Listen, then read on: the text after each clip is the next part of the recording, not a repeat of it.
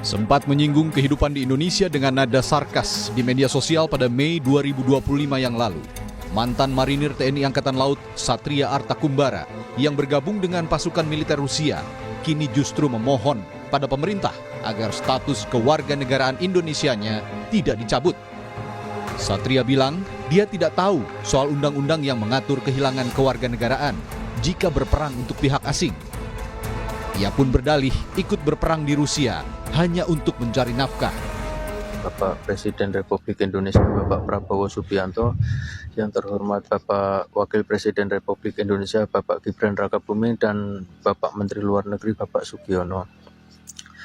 Mohon izin Bapak, saya ingin memohon maaf sebesar-besarnya apabila ketidaktahuan saya menandatangani kontrak dengan Kementerian Pertahanan Rusia mengakibatkan dicabutnya warga negara saya.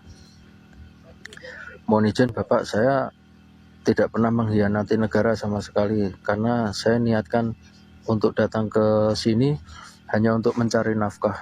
Dengan ini saya memohon kebesaran hati Bapak Prabowo Subianto, Bapak Gibran, Bapak Sugiono, mohon kebesaran hati Bapak untuk membantu mengakhiri kontrak saya tersebut dan dikembalikan hak kewarganegaraan saya untuk kembali ke Indonesia. Merespons permintaan Satria agar kewarganegaraannya tidak dicabut, Kementerian Pertahanan menyerahkan hal itu ke Kementerian Luar Negeri. Kementerian Pertahanan pun mengimbau agar berhati-hati jika ada tawaran-tawaran untuk bergabung dengan pasukan militer asing.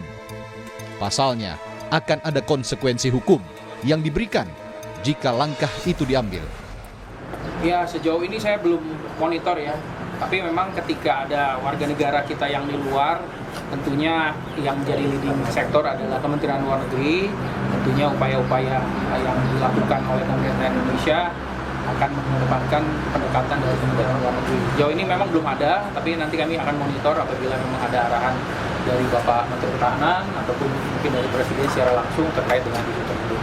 Iya, tentunya kita berharap ya untuk seluruh masyarakat agar lebih berhati-hati ya ketika memang ada tawaran-tawaran untuk bergabung, karena ada konsekuensi-konsekuensi hukum juga secara administratif yang juga bisa berpengaruh, sebagaimana yang terjadi tadi, mana disertif dari anggota TNI kemudian memutuskan untuk terlibat dalam konflik di wilayah tertentu yang akhirnya berujung pada pencabutan status dan hak kewarganegaraannya. Kita tidak berharap hal ini terulang di masa depan, sehingga masyarakat harus lebih berhati-hati bila ada tawaran-tawaran serupa. Sementara itu, TNI Angkatan Laut juga menyerahkan permintaan Satria itu kepada Kementerian Luar Negeri dan Kementerian Hukum. TNI Angkatan Laut juga menegaskan, Satria sudah tidak memiliki keterkaitan dengan TNI AL. TNI AL juga menyebut sudah memecat Satria karena terbukti desersi di masa damai, serta dijatuhi hukuman penjara 1 tahun. Yang jelas saat ini, yang bersangkutan sudah tidak lagi memiliki keterikatan dengan TNI Angkatan Laut.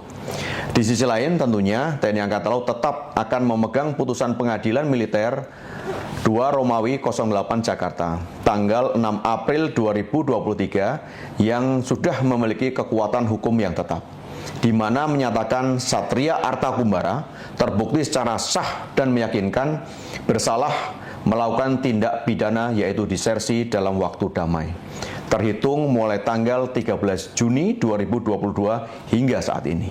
Yang bersangkutan dijatuhi hukuman penjara selama 1 tahun, disertai tambahan hukuman berupa pemecatan dari dinas militer.